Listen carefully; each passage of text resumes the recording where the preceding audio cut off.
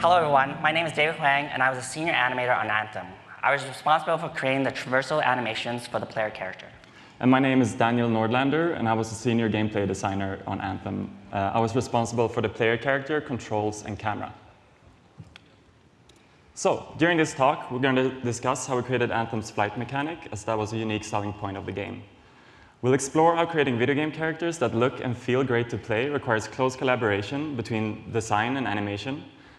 Even though our day-to-day work might seem totally different, with design determining things like physics values, movement tuning, cameras, and controls, we tend to provide the bigger picture that animation works within. Our work relies heavily on one another, as we're both responsible for the look and the feel of the traversal mechanics. So to fully explain how we created flight in Anthem, we need to give the whole picture rather than just an animation by itself. It's important to take into account the design side and how it relates to the flight system to really understand how to create our animations. We hope to give you insight into our process and inspire other character designers and animators to use these techniques in their own work. To give you an idea of what the kind of game Anthem is, let's kick things off with a quick trailer.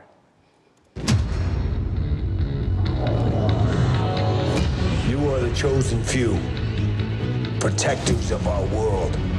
This is your time.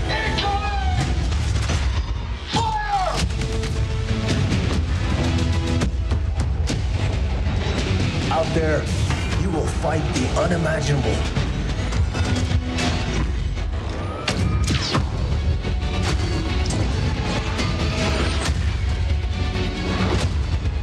Feel the power of your Javelin, its precision.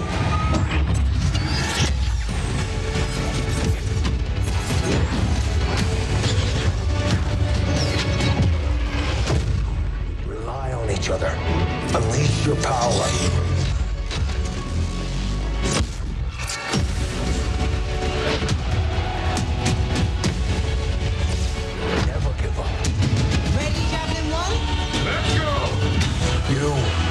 Freelancers.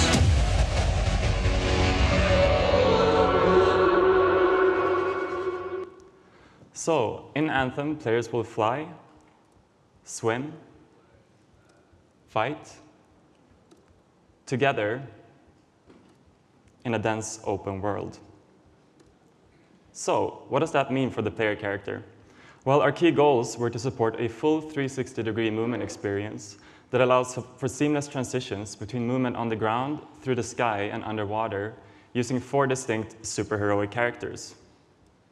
These characters are embodied through armored exosuits called Javelins, which make you bigger and stronger and give you superhuman abilities. Each one you get into makes you a different class of superhero. The Colossus is a super strong tank. The Ranger is a versatile warrior. The Interceptor is a fast and agile ninja, and the Storm is a magic user with special powers. The key power that they all share is the ability to fly.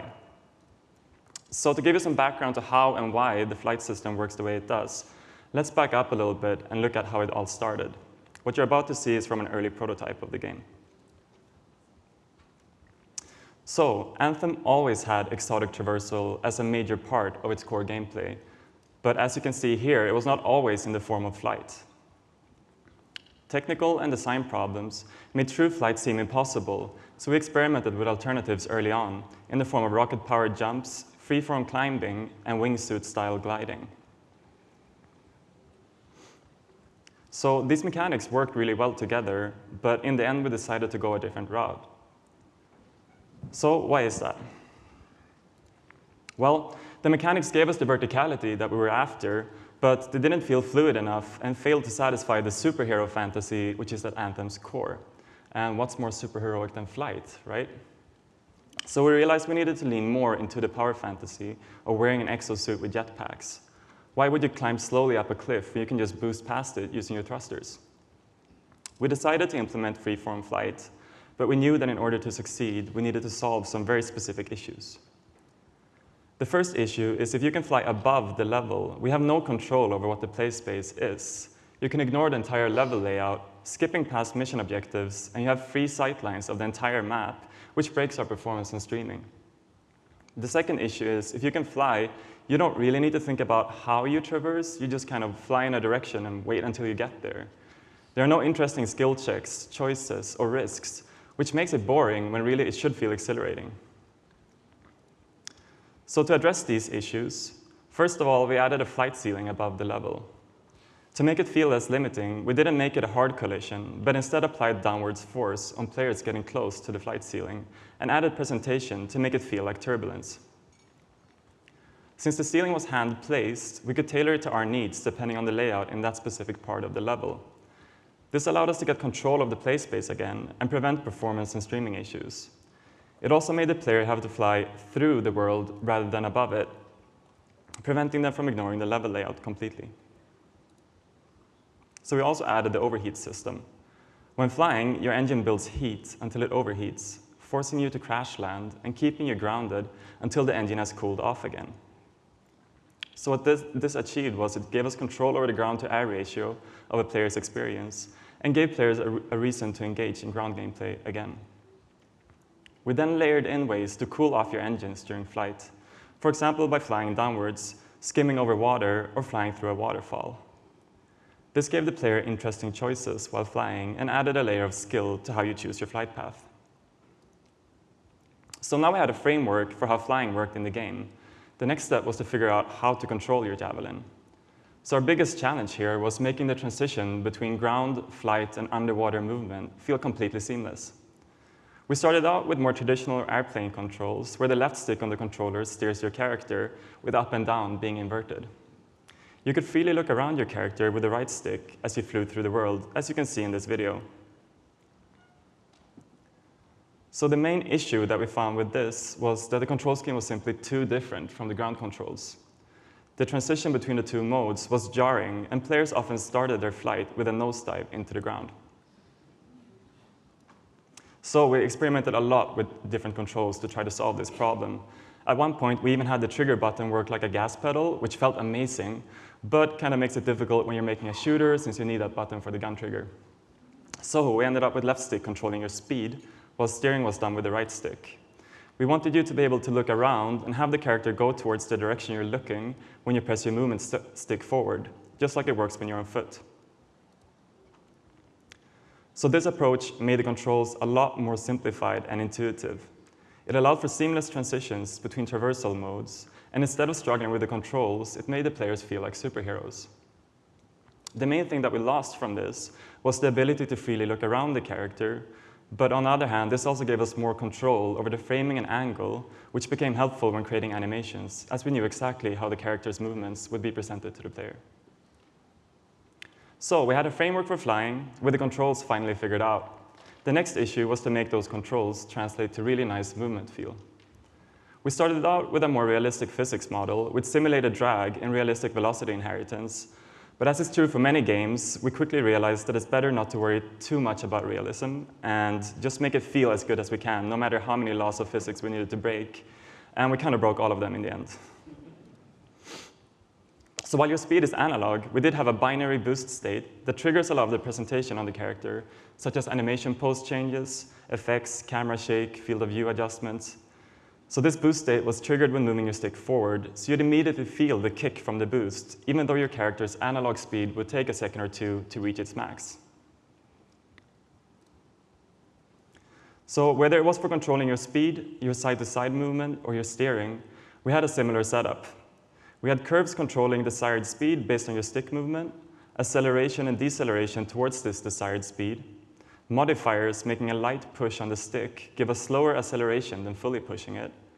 We also checked for how drastically you try to change direction, so we had more control over how it felt to make small adjustments versus larger movement changes. So all of this allowed us to get smooth movement that worked well for different use cases. We had limits in place to ensure we never went faster than the game could stream in the level. The limited speed felt okay for flying forwards, but when flying downwards, it felt artificially slow. Luckily, the streaming constraint did not apply to vertical movement, so we implemented a curve which allows you to go faster as you're flying downwards. You reach double speed going down versus going forwards. We actually tried to push it faster than that, but it kind of made it feel like you're hitting a wall as you go from a super fast dive to flying forwards again. So a problem with all of this is that it actually makes falling faster than flying straight down. We tried adjusting the fall speed to be slower to compensate, but it kind of made it feel like you're falling through syrup. So it's definitely weird physics behavior that falling is faster than flying down, But as it didn't really cause any actual exploits or issues in the game, we actually ended up shipping with this behavior. So now we had a framework for flying, intuitive controls, and nice feeling movement. So the next step was how to best present that movement with our camera. First of all, we used camera dampening. So what this does is have the camera lag behind the movement of the character it's tracking. The goal was to get a less static feel to the character's position in the screen space, get a better sense of direction, as well as to help you anticipate obstacles. The only issue is that dampening leaves the camera behind the direction you're going, instead of anticipating it. So we did some math to create a reverse dampening effect, which gives you the result you can see in this video.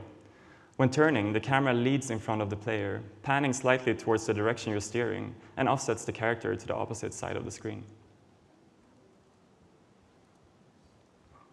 We also did a similar calculation where we tied a small amount of camera roll based on your character's steering speed. So the camera tilts in the direction you're steering. This was done to give a better feel to the direction you're turning towards, as well as to improve the feedback of how strongly you were turning. We also tied camera framing, pitch, field of view, and shake to the pitch of the character. We used this to get more control over framing your character and the world as you fly through it, so you could easily tell what was going on and where you're going. We widened the field of view and increased the shake as you flew straight up and down to give a more visceral feel and convey the sense of speed even better. We also framed things differently when going up versus going down to better fit the needs of the player. When going down, you end up right behind the character, so you see the point you're diving towards and the world below you. But when you fly straight up, we show a lot more in front of the character, so the player easily can judge if they will collide with something when they decide to start flying forwards again.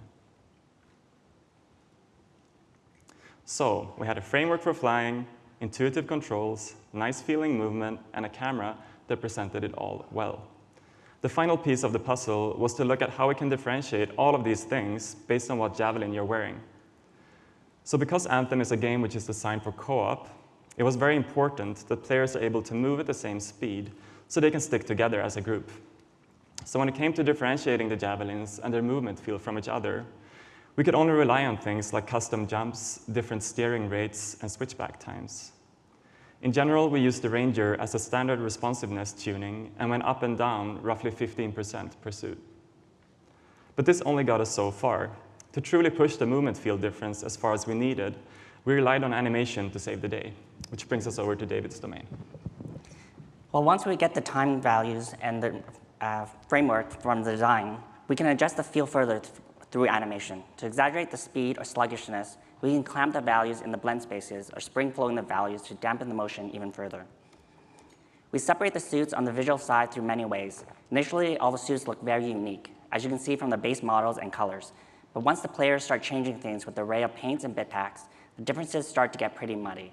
So the first thing to figure out when working on a suit is the main base pose, creating an easily identifiable and recognizable silhouette that separates it from the other suits at a glance.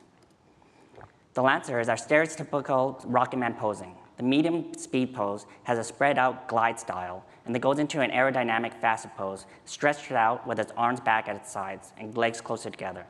Since our flight has that analog speed system, so you're not just in one speed and transitioning to the next, where you can be feathering the input for half speeds, we're always constantly blending the different speed sets, which means we need to be aware of how the poses look together in the mid-range. So they're not just, they can't be too different from each other, or they won't blend well. Oops. One of the pitfalls to try to avoid when creating the poses is twinning. It's easy to make the poses too symmetrical and look like a T-pose, basically making sure to offset any limbs slightly if they need to be similar. We also break out the poses through additive layers being on top, but it's best to try to fix this in the base pose. Also in the faster speed, I make sure to not collapse the arms and legs too tightly to the body. This gives the pose room to move and breathe and avoids clipping when the additive layers are running on top. For other suits, the medium flight speed shows the most character of the poses, and we need to make sure that those unique parts bleed through when in the faster pose, since it's easy for them to fall into the straight body, arms to the side posing. For the Colossus, I made it more upright with a bigger silhouette and less aerodynamic posing with its arms wider and flexed at its side, treating the Colossus as though it was a big massive rock getting pushed forward from its jet engine, and not caring so much about aerodynamics. The Colossus has a faceplate visor that doesn't animate and only points forward, so we needed the suit to be more upright to at least somewhat look like the visor area is pointing in the right direction, instead of looking down. I also made the legs closer together so to bring more focus on the arms and the silhouette, and I bent the knee to offset the back leg plates to avoid some clipping and to vary up the posing from the Lancer. For the Storm, I really leaned into the superhero posing that emphasized the cape and the right arm. I made the left arm flex outward, which spread out the cape better along the shoulder. To showcase the magic arm, I pulled the right arm out from the body for that clear silhouette. I also did a tuning pass on the cape physics to get the motion flowing just right, which was a bunch of random tuning values, so it was a lot of trial and error. To get the gun streamlined against the body when in flight, I added an offset atom to the weapon holster to keep the gun from clipping the cape. For the interceptor, I leaned away from the hummingbird flapping motions for the wings and instead used them like fins or rudders. To keep the lines of the interceptor's model really clean, I always aimed for an arrow type of graphic in the posing. So the arms are always straight out with flat hands, and even in the faster pose, I made sure the arms were separated from the body silhouette and not tight at its sides to still create that graphic. I also bent the left leg like the Storm, but kept them streamlined for more variation. So the boost transitions. One of the places we wanted to spend some animation bandwidth was to sell that awesome feeling of flight transition from the neutral speed to the faster boost speed. We want you to feel that initial jolt as soon as you press the throttle forward instead of just a speed blend. All these boost transitions follow the same type of style. They open up quickly to a big anticipation pose, then reversing shape and tightly collapsing while moving forward in screen space, eventually opening up slightly to settle into that fast speed pose like an overshoot, which is another reason I made sure to open up the fast speed pose more to give them room to collapse tighter in the transition for contrast between the transition and the normal fast flight. We also layered on top more animation and camera shake as well to sell that boost feel. For the base pose setup, to make the physics and blending into and out of flight easier, we kept the y-axis facing up the whole time and only rotating the capsule in the yaw, which is how every other state works in our game. It simplified the physics, but put more work and content on animation. So basically, the capsule and the physics model never rotated in the other angles, but just visually did it through animation. That means for each Javelin, just the base poses for the flight had 9 animals for each slow, medium, and fast speed. So 27 for each suit, just to get the visual roll, pitch working for the speed, blended speeds. And this decision did not just affect poses, but every one-off motion, like the boost transitions, enters, and bear rolls, had to have at least 9 different variations as well for the pitch and banking. Even more if it needs to blend well back into the normal flight loop smoothly for the varied speeds. An example would be the boost transitions that needed 18 per suit, 9 for fast and 9 for medium, to blend out smoothly in case you had little or full input forward at the end of the transitions, and while still being able to steer. Also keeping in mind that all the additive layers had to work with these base poses and one-offs, so the different variations are mainly for hip orientation, but slight pose adjustments, because any big rotation changes might give you unexpected results. These are one set of speed poses in Maya with the trajectory pointing forward, so you can see the pitch and banks were all done just visually. But this is what the banking poses look like in game. The top row is the faster boost poses, and the bottom row, the medium speeds. You can see how the poses are just slight adjustments of each other, and how much the camera angle is varied from the Maya trajectory. So always make sure when posing to work with the in-game camera in mind, and test in-game constantly. What you see in Maya might not be the proper framing when you're playing. This is a representation of our layer stateful structure. While the main base stateful is running or transitioning, we actually have all our additive poses nested in a layer above them that are constantly running. This allows us to blend the different additives on and off independently from the transitions for more control. Also, it lets the additive loops continue to play out rather than restarting constantly every transition, so you're not just seeing the same part of the loops all the time.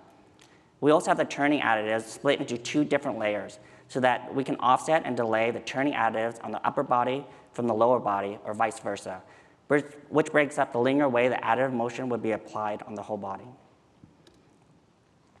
We use breathing type of additives to break up the static poses and linear blend spaces. There are 2 main breathing animations, which are being layered on and blending to create an organic feel.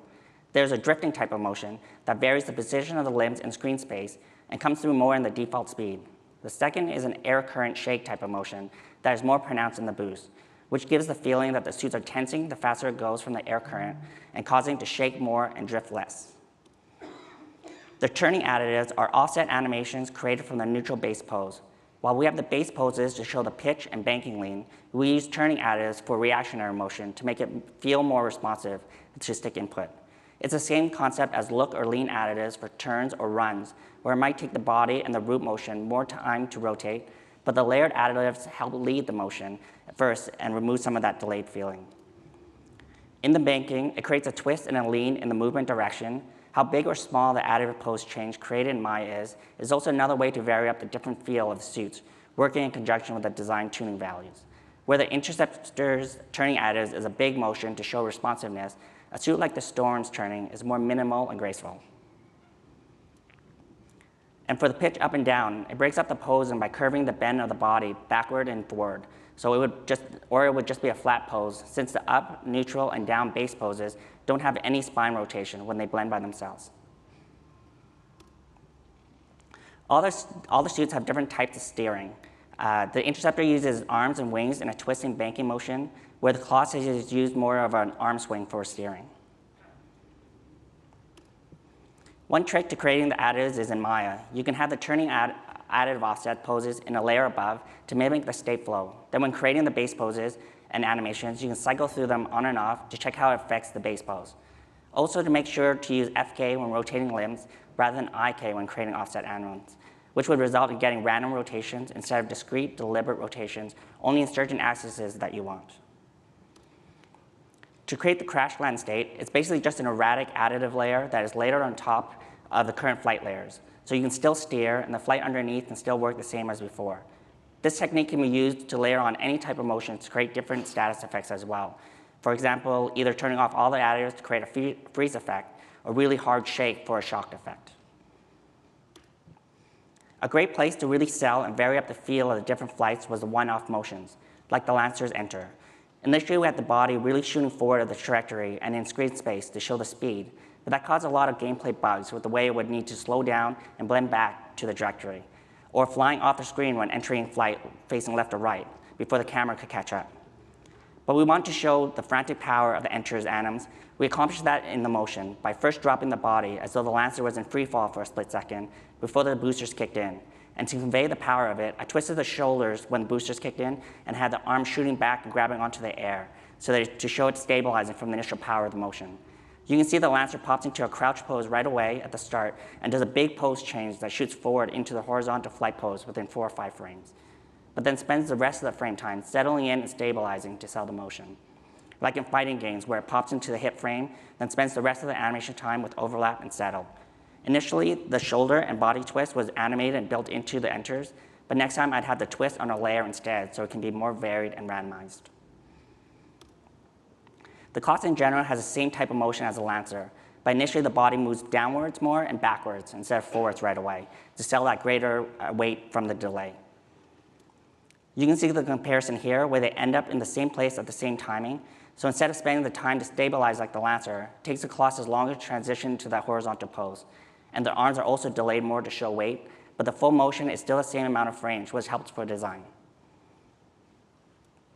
The Storm's Enter is a mix of the Lancers and the Colossuses. It has a big pop at the start, but then blends forward into the horizontal pose more slowly like the Colossus to have that graceful Storm feel. For the Interceptor, since I started animating the double and triple jumps first, I went a bit crazy, and I knew I wanted to enter with a more extreme motion, and I wanted to show that it had more speed and agility than the Lancer. But the Lancer's enter was already as fast as it gets for that default motion. I debated about entering using a twist type of motion, but that was too similar to the barrel rolls. And then at first, I tried using a front flip, but that caused an initial confusion on the button press with the double and triple jumps, not knowing what happened right away, whether it was a flip jump or an enter glide. So I went with the back flip. I need to make the visual language very clear and the motion deliberate on the button press to avoid any confusion. So saving the backflip motion for enter glide shows a clear, unique, big motion that you're in flight, which looks and feels fluid for the player camera. Also using a front flip for the exit anim blends well with the triple jump flow. That was one of the many lessons for me in understanding that flight is only one state in a chain of motions, and not just thinking of it as a separate state on its own. Realizing how it feels to transition in and out with the other states was really important. A benefit of having one animator own the full traversal loop from jump to fall, hover, and flight, and swim gave a consistent feel and fluidity between all the states. The consistency can come down to stylistic animation choices, but can also depend on small differences of a few frames or blend times in transitions. The barrel roll was another one-off motion that we had. For the Lancer, I made sure the barrel roll was very slow, a very nonchalant, I've done it a billion times maneuver. I thought of it as a very low-effort veteran soldier type of move where it's sluggish and doesn't tighten up too much in the roll, which is characteristic of the Lancer, but also shows the contrast with the Interceptor. For the Colossus, I initially was going to propose a slow type of barrel roll that shoots out flares, like a military carrier plane. Then we opted to lean into a shield mechanic and just added a shield arm override. The Storm's Evade is just using the Lancer's barrel roll. Since the Storm is invisible most of the time with a lot of visual effects, I didn't feel the need to create another set, especially with the time we had left. And using a longer blend out, we could hide the end pose differences. The Interceptor was basically a retarget of the Lancer, but I added 2 more spins in the roll and tightened up the pose in the spin for a sleeker silhouette, and also shortened the recovery time to show it being lighter and more agile than the Lancer. To save animation costs, the barrel rolls are 9 atoms that we ended in a blended pose between the medium and fast speed, which we used the longer branch out back into flight instead of doing 18 or 27 atoms. It's such a big motion that it didn't need to blend perfectly back. So as you can see in the end, when creating an animation system like Flight, it's very different than creating one-off animations. There are a lot that goes into getting the feel just right, and only so much you can do through animation alone.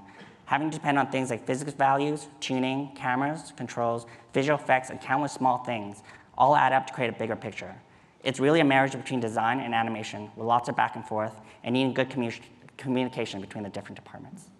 Yeah, we truly feel that animation and gameplay design are 2 sides of the same coin, especially so when creating exotic traversal abilities for player characters, which are so dependent on player input. One side influences the other, and we hope to have shown how our different parts aligned to create the final experience that we deliver to our players. To close things off, we just want to give a shout out to our amazing team over at BioWare, without whom we never could have realized the flying as well as we did. While we focus this talk around animation and design, adding the ability to fly to a game has huge ramifications across all disciplines and how they do their work. It required tons of collaboration and communication and was truly a team effort.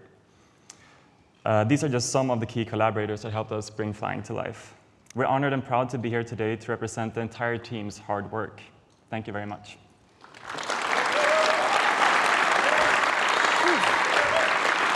Okay.